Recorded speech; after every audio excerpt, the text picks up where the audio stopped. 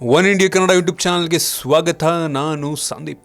ವಾಹನ ಸವಾರರಿಗೆ ಈಗ ಒಂದು ಬಂಪರ್ ಸುದ್ದಿ ಇದೆ. ಏನು ಅಂತೀರಾ? ಪೆಟ್ರೋಲ್ ಹಾಗೂ ಡೀಸೆಲ್ ಬೆಲೆ ಕಡಿಮೆ ಆಗ್ತಾ ಇದೆ. ಹೌದು, ಅಂತಾರಾಷ್ಟ್ರೀಯ ಮಾರುಕಟ್ಟೆಯಲ್ಲಿ ತೈಲ ಬೆಲೆ ಪ್ರತಿ ಬ್ಯಾರೆಲ್ಗೆ $56 $54 ಇಳಿಕೆಯಾಗಿರುವುದರಿಂದ ಪೆಟ್ರೋಲ್ ಹಾಗೂ ಡೀಸೆಲ್ ಬೆಲೆಯಲ್ಲಿ $2.5 ಕಡಿಮೆಯಾಗುವಂಥ ಸಾಧ್ಯತೆ ಇದೆ. ಬೆಲೆಯನ್ನು ಈ ಮೊದಲೇ ಇಳಿಸಬೇಕಾಗಿತ್ತು, ಆದರೆ ಪಂಚ ರಾಜ್ಯಗಳಲ್ಲಿ ಚುನಾವಣೆ ಇದ್ದ ಕಾರಣದಿಂದ ಬೆಲೆಯನ್ನು ಇಳಿಕೆ ಮಾಡಿರಲಿಲ್ಲ. ಈಗ ಫಲಿತಾಂಶ ಪ್ರಕಟವಾಗಿರುವುದರಿಂದ ಬೆಲೆ ಕಡಿಮೆಯಾಗುವ ಸಾಧ್ಯತೆ ಇದೆ.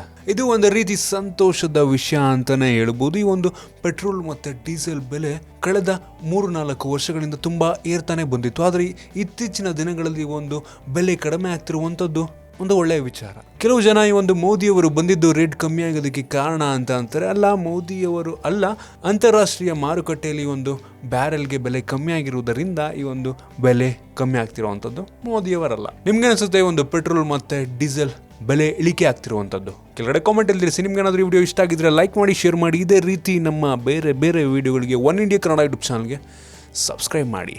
ಧನ್ಯವಾದ.